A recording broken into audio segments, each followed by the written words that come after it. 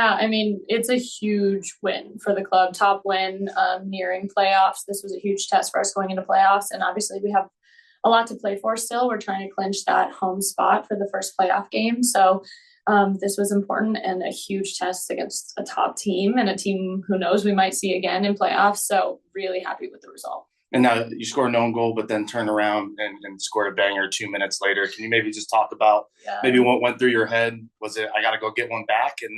And then walk us through the goal as well, please. Yeah, I mean, as a defender, own goal is like the biggest nightmare. But as professional athletes, we have to have a short-term memory. So I was like, forget it. And I think I was definitely a little extra motivated to get one back.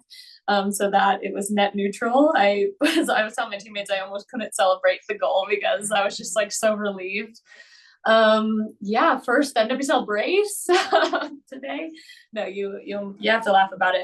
But I'm really grateful for the team for their battle to get back into the game and winning the game. That makes me feel a lot better. But the own goal stings a little less because of the goal on the other end. And now let's talk about the goal. Came off a set piece. Mm-hmm. Can you just kind of walk us through what you saw and kind of how it happened? Yeah, no, I mean, my role in the set piece was just to be that kind of second layer for second balls, and the ball popped out, and I knew I had enough time to get one quick touch on it before a shot off, and I did, and it went in. But I kind of blacked out because I was just like, I must score. So, but yeah, it bounced out really well to me, and I was glad I hit it well. Great. Absolutely, yeah. We were just talking about after the game. A noon start time is super weird. It's just so different from our usual routine. So I definitely think it took us a while to get into the game. I mean, not only playing at noon, but also playing away, I think adds another layer of getting up to speed, especially in the stadium. It's a hard environment to come in and play in, but we eventually worked up to game speed and got ourselves back in the game. Just defensively, what was kind of the shape for you guys heading into the game? What was kind of the game plan? Yeah, I mean, we always want to force them wide, but I think they had some, with Croy in that playing in that pocket all the time. Her movement creates a lot of problems, so we were definitely trying to problem solve on the left side there.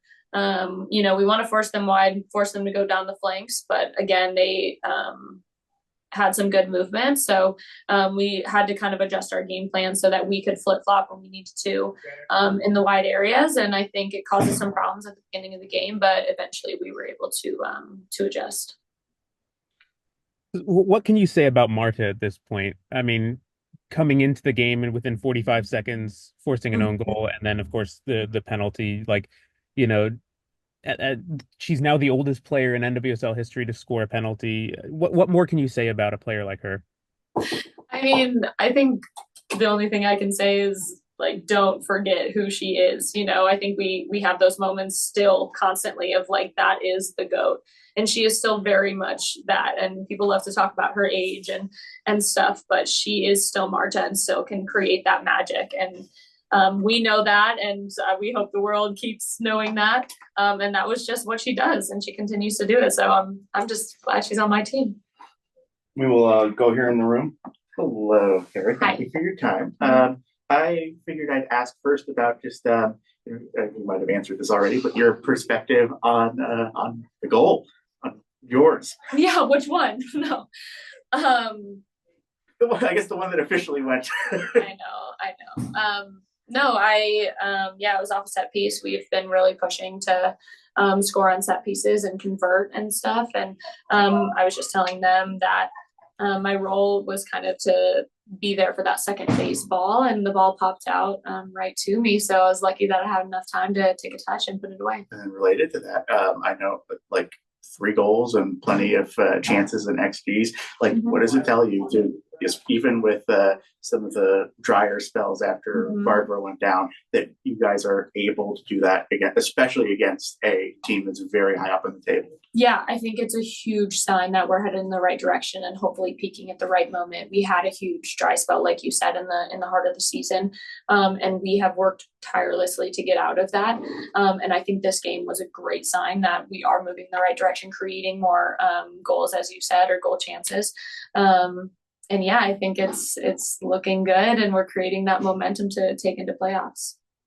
Yeah, great game, great result. We were disappointed with the goals that we conceded, but we showed a lot of resilience to come back and win the game. Credit to all the players, the staff. It's been a journey to get here. We now hold our own destiny, trying to reach that top 4 spot. So, yeah, I think anytime we play Washington, it's always an emotional game. It's very competitive. Both teams are going after it. So yeah, it's for the neutrals. It was a good game for them. And then, as a former defender, can you maybe talk about Kerry Abello and the 3 minutes of emotions that she has, scoring the own goal and then coming back and scoring a banger? Just kind of the resiliency that she showed today. Yeah, I mean, there's no better way to have an effect on the game.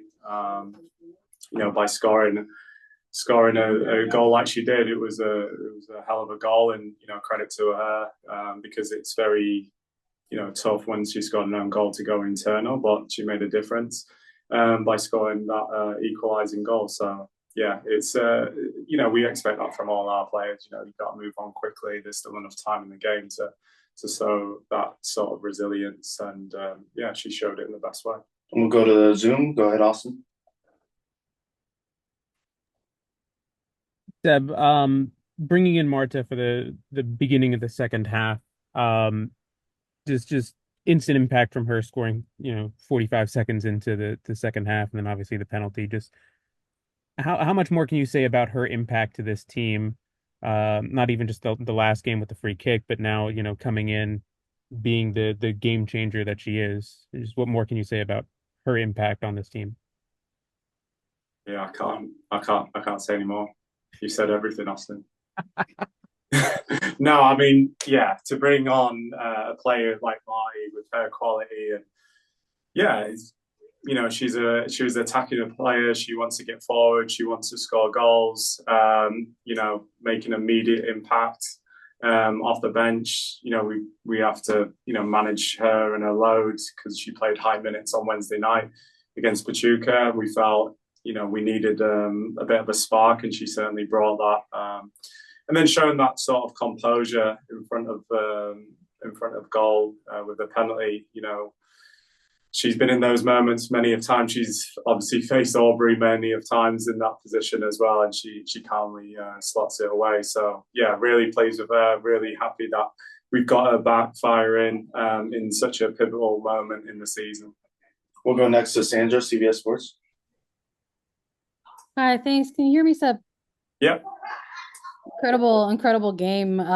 Lived up to the hype that everyone was kind of placing upon it, and as far as the potential playoff preview in the future. It looked like at the end of the game on the sidelines there that there was it was hard to tell if it was an embrace or a hello between you and Adrian. What do you two even say to each other after a battle like that?